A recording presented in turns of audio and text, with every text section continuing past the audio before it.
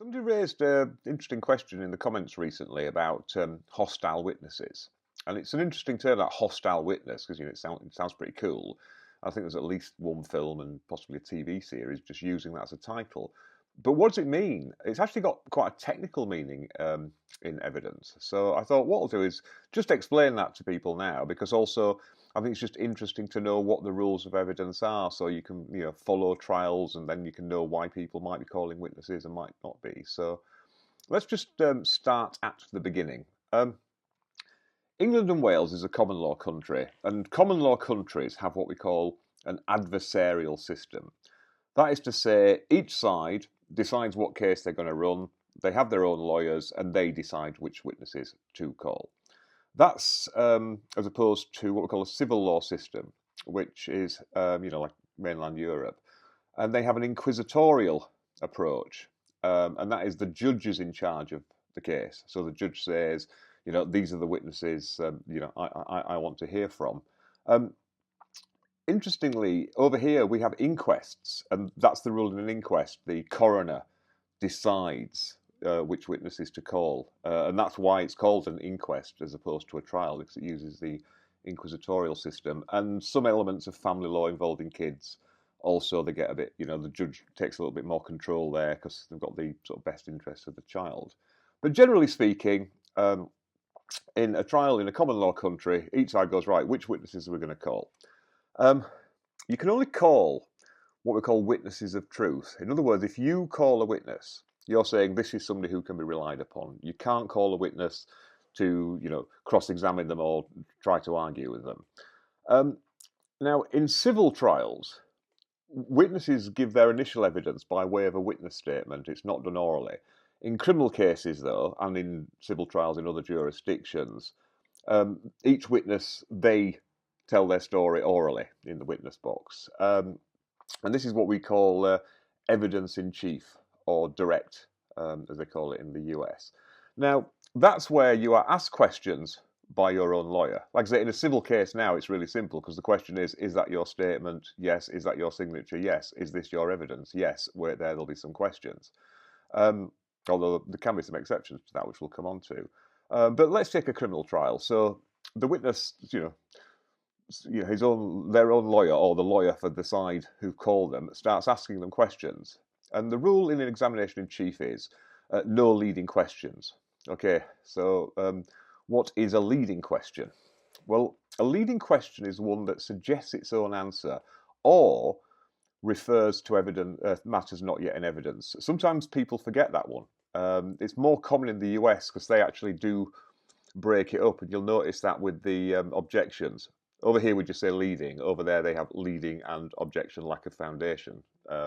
But to give an example, just simple road traffic case. And where were you going then? I was driving down the high street. Okay, and what happened next? I came up to the junction. And what colour were lights? Objection, lack of foundation. Well, why? Because we haven't established there are any traffic lights there yet. So the correct way to do that would be, then what were you doing? I was driving down the high street. Then what happened? I came to the junction. Is the junction controlled in any way? Yes, it's controlled by traffic lights. Bang. Then what colour are the traffic lights? So you've got to tease the evidence out of witnesses.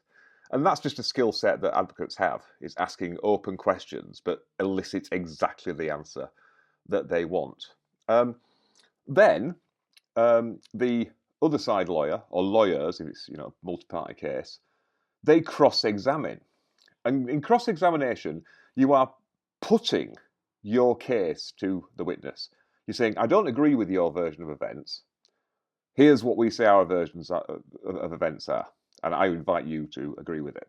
Obviously, some bits might not be in dispute. You might say, we agree on this, but with regards to this bit, I suggest that this is what happened. And also, you might just try and elicit other bits of evidence that you find useful. But the interesting thing about cross-examination is, not only can you ask a leading question, the general advice to advocates is never ask anything but a leading question. You are putting words in their mouth. It's all about controlling a witness. Advocacy is all about control. You're trying to sell a narrative, and you already know what that narrative is. You just need the material to build that narrative, and you get that by making sure you get exactly the answers you want. with your questions. I mean, it's not like Perry Mason where witnesses break down and suddenly go, yes, you're right, I confess to everything. They're not going to agree with you. Sometimes, if they're reasonable, you might get points out of them. But good advocacy, you don't care if they agree with you or not. You already know what you're going to be saying at the end, so you just need them to confirm the answers that you want. Okay, so then after cross-examination, the original lawyer for that witness, they can, if they want to, they can do something called re-examination or redirect, as they say in the US. And that's where you ask questions to clear up things that have arisen in cross-examination. So you can't ask, new lines of inquiry. You can only deal with things that arose in cross-examination. But the same rule applies. You can only ask non-leading questions. But, it's the usual thing where in cross-examination, a good advocate has pinned somebody down to some really embarrassing answers that are really good for their case, because you don't let people expand. Another rule is never let the witness explain. But that's when re-examination will come in and you'll say, well, actually, now you gave that answer. However, to put it in context, please explain what you meant. Okay, so that's the standard thing. What happens though in a trial where a witness just can't remember? Like say in a criminal trial, the incidents of 2 years ago, or they're not, they're nervous or whatever. That's what we call not coming up to proof. Like I say, in a civil case, this isn't really an issue because they just go with their statement. But you can't take statements into the witness box with you.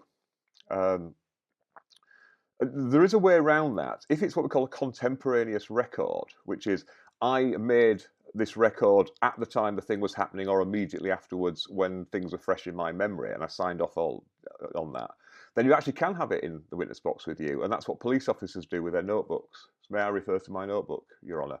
Well, when did you make my notes? Oh, I made them at the time that it was happening or immediately thereafter. Oh, were the events fresh in your memory? Yes, they were. If it would assist your memory, please go ahead. So you can actually remember that because anybody can do that. So, if you're in a motoring accident or something like that, if you actually start writing as soon as you possibly can and then say, this is when the accident happened, this is when I started writing it, this is all fresh in my memory, down the line you'd be able to refer to that. Although make sure you record everything you want. I mean, there's another reason why people prefer to wait later for statements, when they've had time to think about things sometimes. But you're in the witness box and you just can't remember. Then what might happen is you might say, well, would your memory be refreshed if you could refer to your statement or your proof of evidence? And the judge will sort of go on then, were the events fresh in your mind at the time? And, that's something, but they can't start reading from it. It's just like, because you say, have a look at it, just read it. Now, having read that, can you now answer my question? They can't just read out their statement. Okay, so that's just a witness not coming up to proof. There's nothing, hostile there. However, what if a witness has given evidence? You're expecting a witness to say something, and you've called them yourself, so you're putting them forward as a witness of truth, and they just completely go off script. They start saying completely the opposite. And it's not just bad memory. I mean, sometimes you'll get that. A witness will say the wrong answer, but they're not being horrible to you. They've just misremembered or something. You can try and clear it up, but usually you just got to live with it. But let's say, for instance, somebody just, they've been nobbled or whatever. What do you do then? Because you know that these are not the answers you want. Well, this is when we get into what we call hostile witness. Like I say, it would be difficult in a civil case because all that would happen, unless somebody said, is that your statement? Yes. Is that your signature? Yes. Is that your evidence? Now, no, it isn't. Why? Well, actually, it's all lies. I didn't mean that. Something like that. So it could happen, but it usually happens in criminal trials where people just don't want to be involved anymore.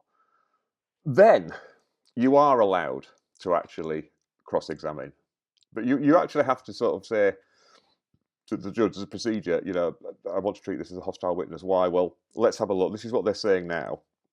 Here's, a statement or a proof of evidence. Generally speaking, prosecution witnesses prepare witness statements, all signed with a statement of truth, and they get sent to the defence, but it's not the other way around. The defence don't have to generally give statements to the prosecution, but just for their own use, they will have what we call proofs of evidence, just so you know what your witness is meant to say. So that's what proof of evidence is. So you'll show that to the judge and say, look, they've gone off script.